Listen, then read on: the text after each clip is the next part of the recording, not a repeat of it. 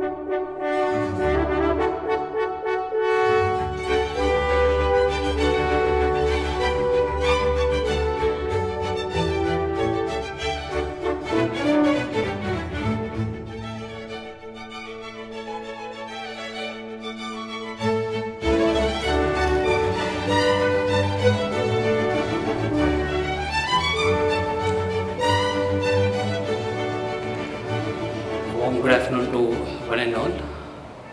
We thank you all our customers to make your presence here.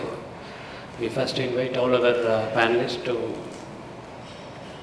consider to be here and our customers. We like to have a 2-minute silence on the event which has made us all here. Please rise, please.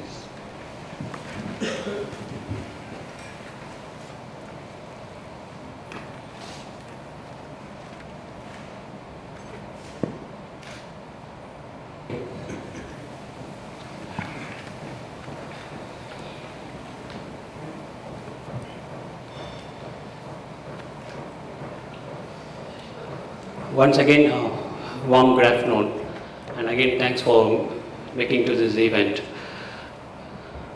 I'd like to introduce our panelist.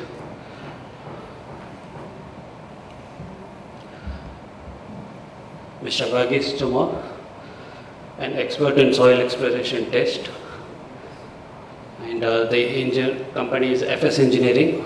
It is there from 1972.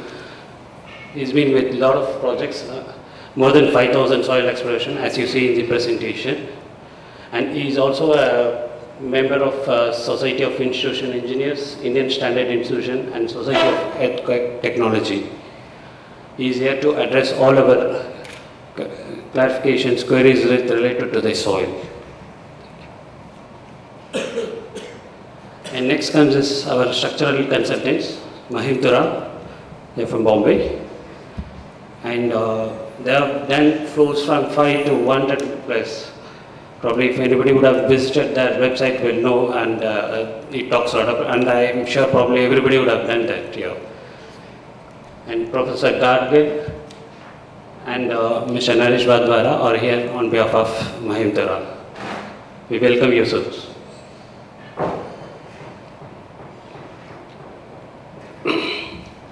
And our architects, their style. Mr. Palnivel is there representing them. We welcome you, sir.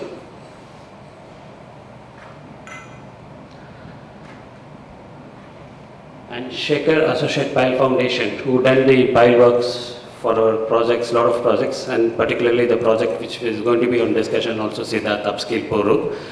He is also here to give all clarifications, details about the projects, about the pile foundations, about the executions, all these things. We welcome you, sir.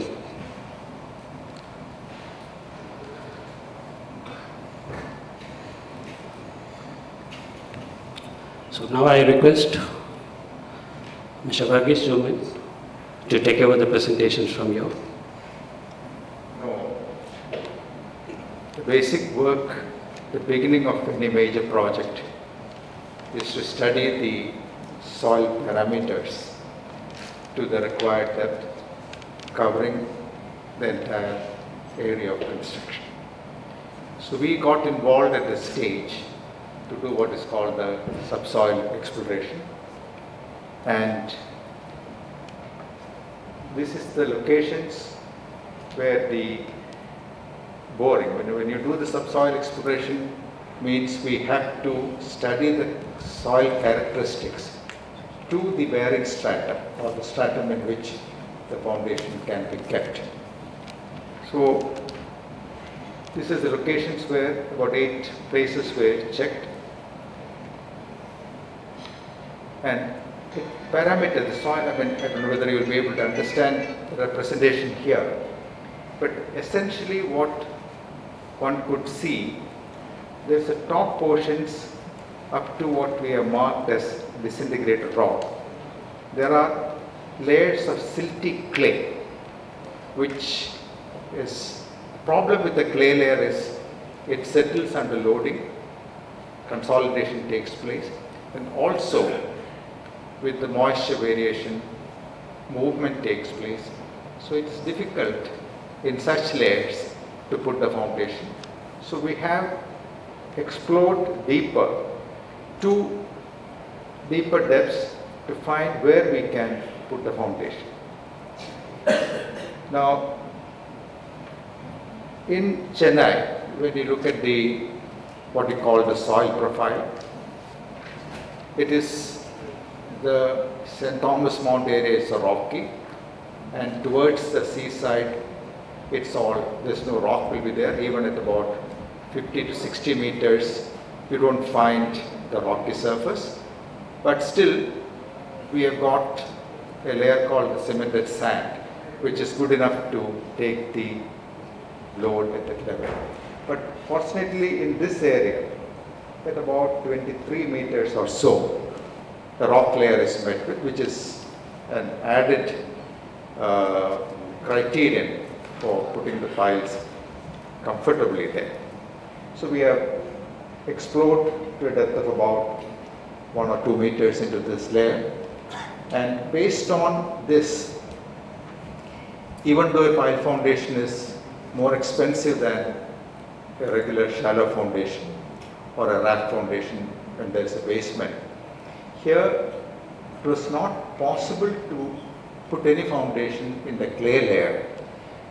It may not immediately show a distress, but under sustained loading, there could be major problems, because we had been analyzing, designing various foundations all over the country, and also we had been looking into whenever there is a problem, whenever there is a crack settlement, what is the cause?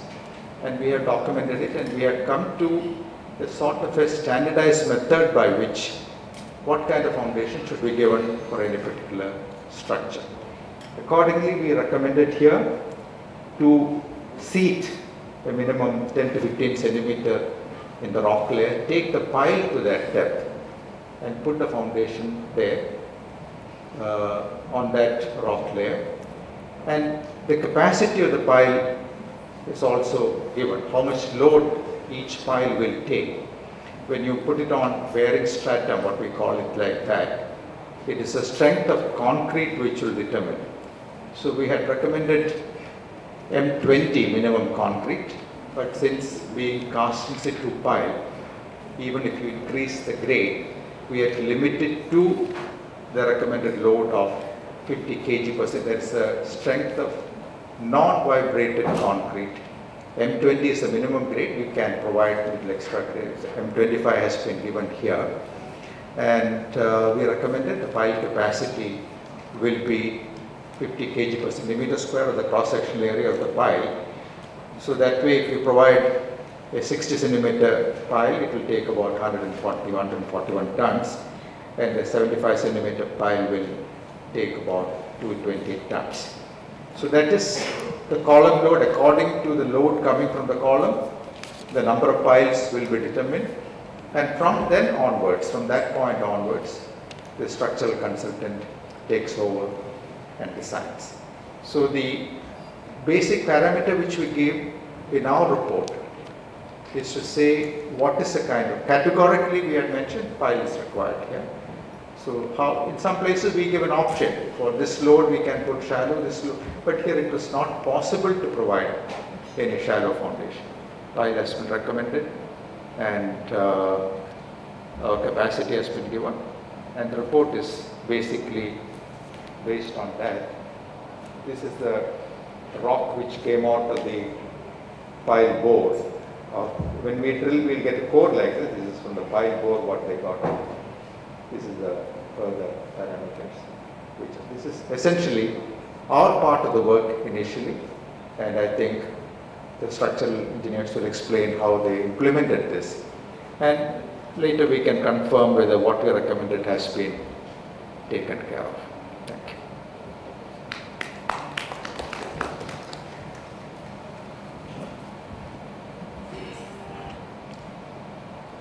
Thank you, Mr. Verghese. We now invite to the podium Professor Manohar Gangil to explain on the structural recommendations.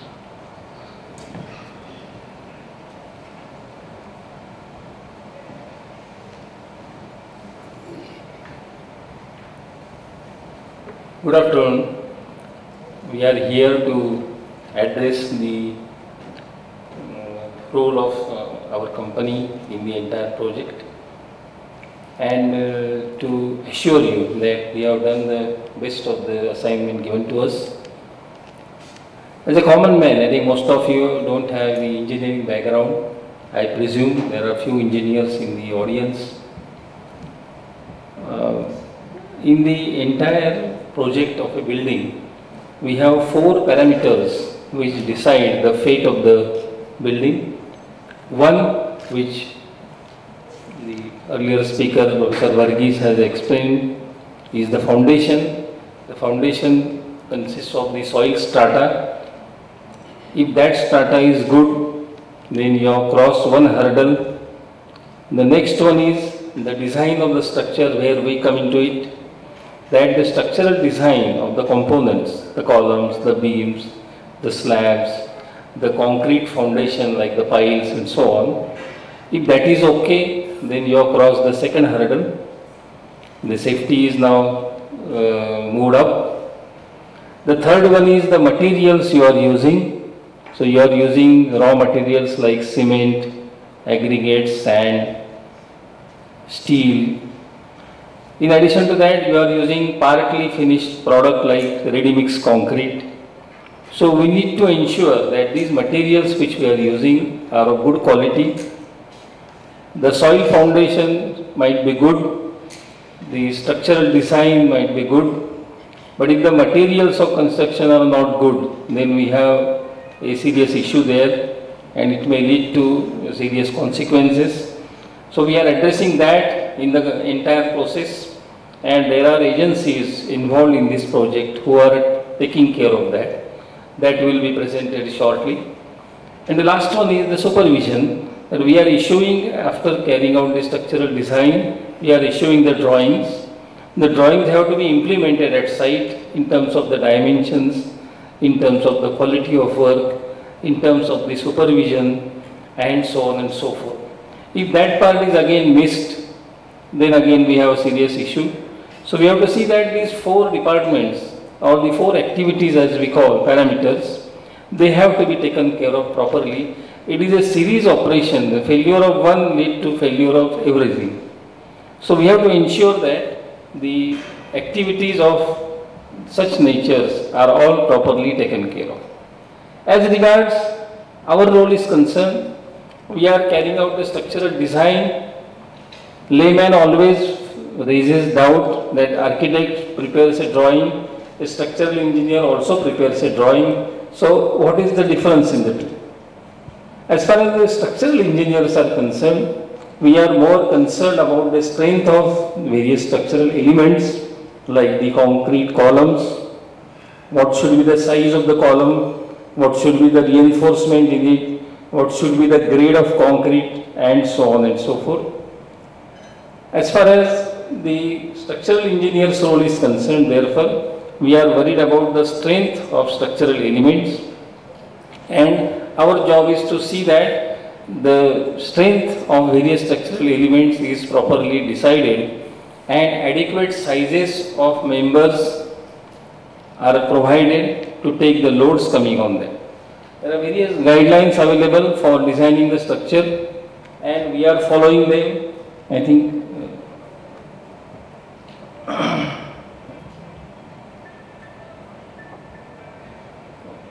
now, for designing any structure, we firstly prepare a design basis report, which is based on the provisions of the Indian Standard Code of Practice.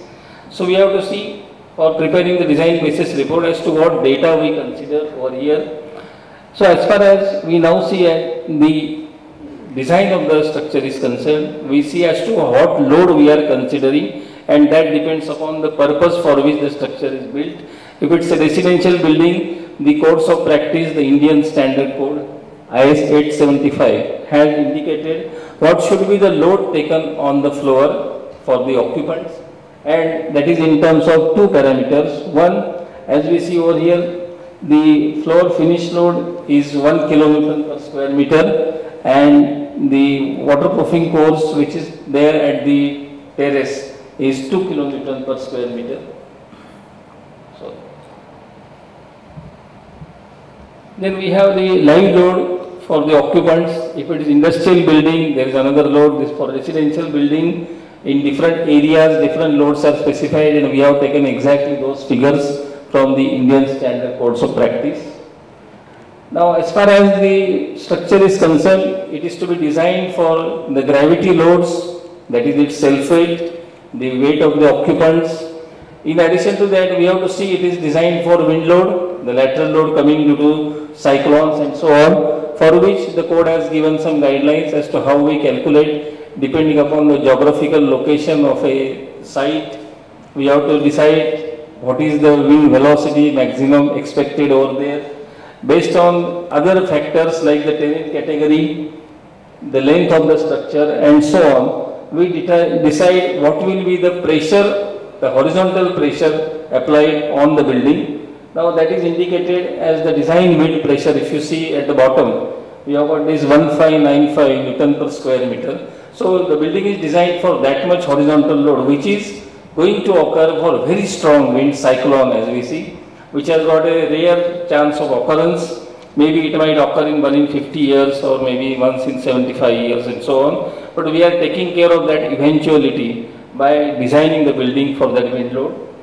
Then the next one is the earthquake, where the entire country is divided into several zones. Now the Madras is, or the Chennai is in zone 3. So we are designing the structure for the seismic parameters for this particular zone. Now it has got several parameters to be selected. One is the zone parameter depending upon the geographical location, whether it is in Assam or Kashmir or Kerala or Chennai. So accordingly the zone is selected. Then we have the importance factor, that means it indicates as to what will be the consequences of the failure of the structure. If it is a public place or a lifeline structure like a hospital or a fire brigade station and so on, where these structures are very important in calamities, their higher importance factor is indicated. While for residential building, generally IS code specifies that you take an importance factor of 1. The next one is the response reduction factor, which is again specified as a highly technical concept in the Indian Standard Code for Earthquake, IS 1893. So they have given 3 different values. A value can be taken as 3, 4 or 5. Now we have selected a value 4, which depends upon the kind of detailing we are going to provide, the reinforcement that we are going to specially detail to see that the structure has got good chances of survival in case of very strong earthquake and so on. So here we have taken a response reduction factor of 4, and as far as the final design conditions are concerned, the IS code has laid down that you design the structure for certain combinations of loads, because we have seen that we have dead load, the self-weight of the structure and the floor finishes and so on. We have the live load, the weight of the occupants, the utilities they use, the furnitures and so on. Then we have the earthquake load and we have the wind load. Now these all loads are to be combined at a particular instant or particular event, and we have to design the structure for that. But strong wind cannot coincide with strong earthquake, both occurring simultaneously is a rarity, and we don't have to design the building for that. That is very rare, and generally no one will assume that a very strong earthquake will coincide with a very strong cyclone. It will say, as far as the code is concerned, they will say that you either assume very strong wind is there, design the structure for that condition, or a very strong earthquake is there, design the structure for that. So we have considered the combinations of the load given based on the guidelines given by the Indian Standard Code of Practice, and we have considered the ultimate condition where the code stipulates that if you want the structure to survive, it must have this combination, and the failure might occur beyond this particular load. The code has given certain multiplying numbers for the loads. For dead load, code say you increase the load by 50%. For live load, increase it by 50%, and so on and so forth. For various combinations, we have to again see whether the structure is safe and is not going to fail under those combinations. These all combinations are part of the Indian Standard Code of Practice, and we are following those practices very strictly to see that our structure is IS code compliant. All the provisions of the IS code are satisfied in this particular case. Now, as far as design is concerned, we are designing the structure for two conditions. One, the ultimate load, and the other is the serviceability condition. Ultimate load means at failure. We will say that when the worst condition occurs, the structure is on the verge of failure but will not fail. While under normal condition, where we say serviceability condition, where you have got actual loads applied on the structure at that particular instant, the structure must be serviceable, means occupiable. People will feel comfortable in living inside such structures. That is, their deflections are within limit. No cracks will occur. Even under normal conditions, we will say that the structure will not vibrate excessively, and so on and so forth. So all these conditions are mentioned in the serviceability condition, that under normal loads which are going to occur, the structure must have a comfortable feeling for the occupants. And as far as the ultimate condition is concerned, that is the previous one which I have indicated, that under ultimate condition, the structure will be just on the point of collapse but will not collapse, where you say that the worst has occurred, maximum load has occurred under the worst condition, and the dead load is also increased due to some purpose, and so on and so forth. Even the structure has got good chance of survival, and so on. As far as the design life of the structure is concerned, the code has indicated that you can take for concrete the design life of about 50 years. But that is the life, not that after 50 years, day one structure is going to collapse, not like that. It will only mean that up to 50 years there is no problem. Beyond that, if you don't maintain the structure properly, perhaps you may have to spend some amount regularly in making the structure livable, or you can say comfortable. There might be some cracks occurring or some leakage might occur if you don't maintain the structure properly. Unless that those normal maintenance, preventive maintenance cares are taken, we will say that the structure will have even better life, more than 50 years. But up to 50 years, there is absolutely no problem at all as far as the structure is concerned. As far as the design methodology is concerned, we are using, as I have indicated, the provisions of the IS code IS 456, which is the stipulated code for reinforced concrete structures, and we are following all the provisions of this particular code of practice. For this purpose, I think we have taken some simple data from the code itself as to what should be, while calculating dead load, the density of different materials, which is again stipulated by the code itself, and so on and so forth. Now, as far as the construction details are concerned, we are using, as I told you, concrete of different grade. So we have specified, as per the code, the foundation will be of concrete M25, which indicates 25 Newton per mm square is going to be its crushing strength. For columns, we are using M30 grade concrete. For beams and slab, again M30 grade concrete, and so on and so forth. This grade of concrete we are decided based on our requirement of strength for carrying certain loads on each of the structural members, and so on. As far as the general geometry is concerned, which is decided by the architect, what should be the room size, what should be the floor height, the locations of the windows and so on, that is all what the architect decides, the floor finishes and so on and so forth. Now as far as the reinforcement is concerned, we are placing the reinforcement in concrete. Now reinforcement has got good strength but is susceptible to corrosion. To prevent corrosion, we have to provide adequate cover to reinforcement, that is the distance between outer surface of reinforcement bar and concrete. So code has indicated what should be the minimum distance, the cover to concrete as we say is to be specified. Accordingly, we follow all those conditions in the code. For different types of structural elements, for columns, they give different cover, for beams another cover and so on. For foundations below ground, there is another cover specified. So we take all those provisions of the IS code and design the structure accordingly. As far as foundation system is concerned, as Mr. Varghese has indicated, that they have carried out a very thorough soil investigation and have avoided all other types of foundations which you can rest on soil, and have recommended a pile foundation. Now pile foundation takes the load directly from the column of the building to the hard strata, which is 24 meter, 25 meter below the ground. And there we have got very strong soil strata, which is descending or rocky strata, and the load is transferred at that point where the settlement will not occur, the crushing of the rock will also not occur when we are transferring the load at that point. Now this entire decision of the foundation system is based on the soil investigation which is carried out by Mr. Varghese and his company.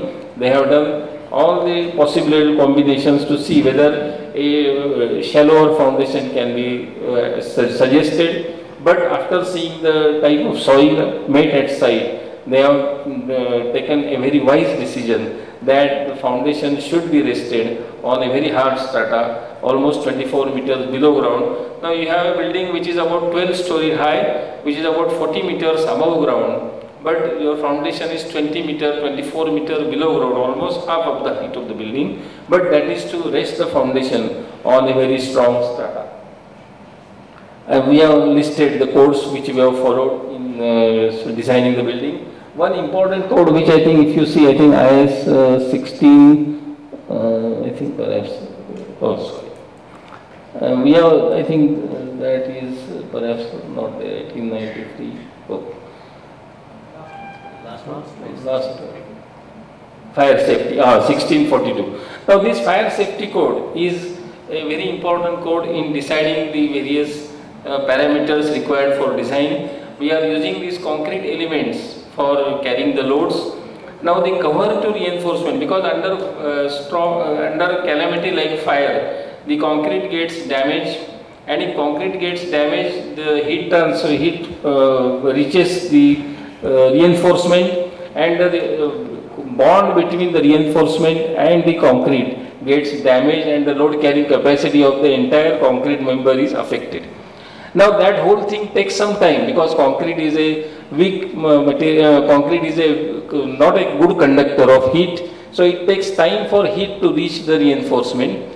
Now code has indicated that if you want a good protection to the concrete against fire, then you must specify what is the fire rating that you are considering, whether you will have the rescue operation or the fire hydrant, fire tenders will reach the site in how much time, that is your expectation. Whether you want the structure to survive 1 hour before the fire tender reaches site, or 2 hours, 3 hours and so on. So depending upon your perception of the infrastructure available, you have to decide an appropriate fire rating as described. In this particular case, I think we have taken 2 hours or 2 hours fire rating, that for 2 hours the structure will have enough chances of survival under a very worst condition, that a fire has occurred and the entire building is now evacuated, but the structure is still surviving, carrying its own weight and so on and so forth. So we have taken 2 hours fire rating, which is very conservative. Normally you would see that in case of such calamities, the fire tender would reach the site within 15-20 minutes, not more than that. So not much damage is expected to occur in that period of time. I think with this, I want to assure all the persons who are the future occupants of the structure that the building is designed with utmost care all the provisions of the IS code are properly followed. Our company is almost 70 years, 65 years old, and we have the experience of all those years with us.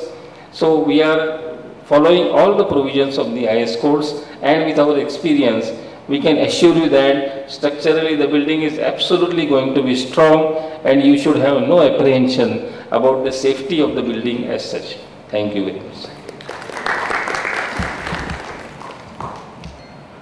Thank you, Professor Kargil. And now we invite Mr. Senil Kumar, our project engineer. He will talk here about the execution, what we have executed as per the soil and the structural things.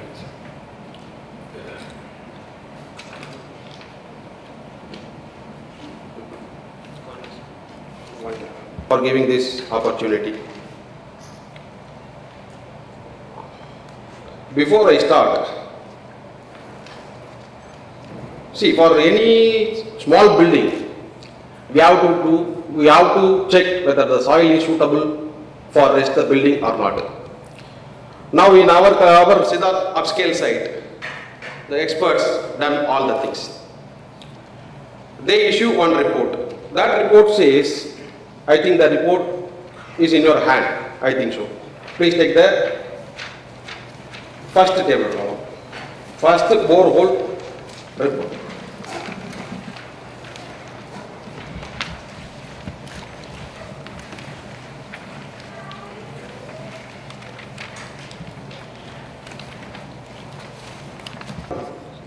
First, the report says the top layer is silty clay. This is silty clay. The second layer is sand, that is S1. And the third layer is silty clay. And the fourth layer is disintegrated rock DR1. And the last, that is medium rock MR1.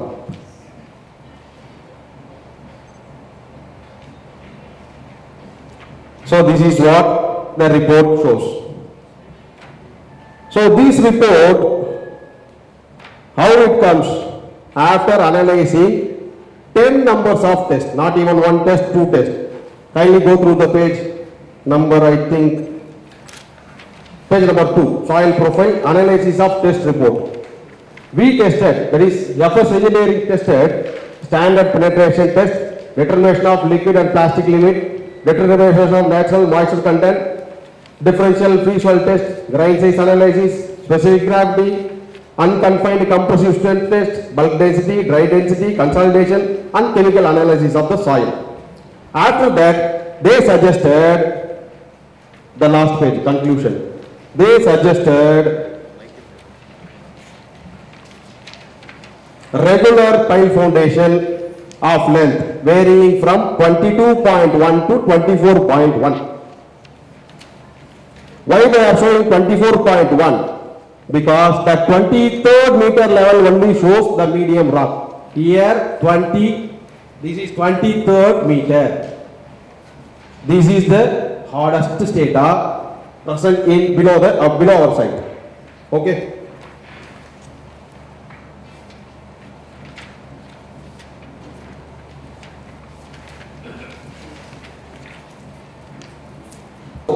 Some of the customer asking me, why you are putting boreholes, leaving so much of space here. Sorry. So much of space here, here and all. I'll give you. See, our building tower 1 comes this area only. This is block A and this is block B, and our building tower 2 comes only this area. So the non-tower area, we need not worry about that. Only we worry about the tower area where the building rests. Right? Then these are the tests. Already is in your hand. So these are the borehole tailors. Then these are the results. That what 10 tests we done. Liquid limit, plastic limit, natural moisture content. This is the conclusion. The conclusion clearly says these types of shallow foundation will not be adopted. And this is underlaid pile foundation. What next is, this is underlaid pile foundation. This is also not suitable for these types of soil. So they suggested a regular pile foundation of length varying from minimum 22.1 to maximum 24.1 meter, resting the pile in medium rock, where the medium rock gets 23rd meter, utilizing the full structural capacity of 50 kg per centimeter square for M25 grade of concrete. Already sir explains what is with the grade of concrete, 25, 30, everything.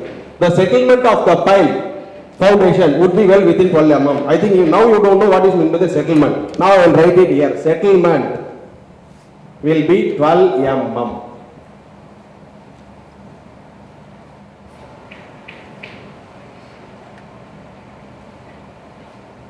Then coming to the next point, here I will show something. Pile casted. Water is also here. Lot of dust also here. Can the poured concrete is perfectly, is there is a concrete or not, we don't know. Lot of testing method is there, but visible, anything we visible, that is believed.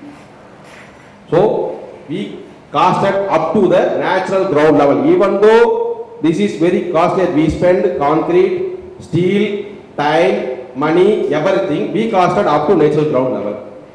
We know we have to cut up to this level, right? We will do it. So pile cheaper and casted, pile cheaper. Basement level. Now we are in basement level. We chipped. This is natural ground level. This is our basement level. Now pile is here. See. Then, what is the test involved in the pile? Already we test load test. I completed the load test. Then one more test is here. Two tests is here. One is integrity and eccentricity. What is integrity? Integrity is nothing but to check the density of concrete. The continuity, how long the concrete continue, till what depth. To get a fair idea about the inconsistency quality of concrete, low quality of concrete, necking, either bulging happened or not. So these we done by one method. The method is wave prolongation theory, low strain dynamic test by using wave prolongation theory. This theory, this wave prolongation, the wave sent up to bottom of the end of the pile, the waves reflects and the results are here. See, these are the reflectogram. Pile number 18, depth of the pile. Please check, this is 26.2 meter, 27.4 meter, 25.8 meter, but they suggested only 20 meter. We gone beyond that.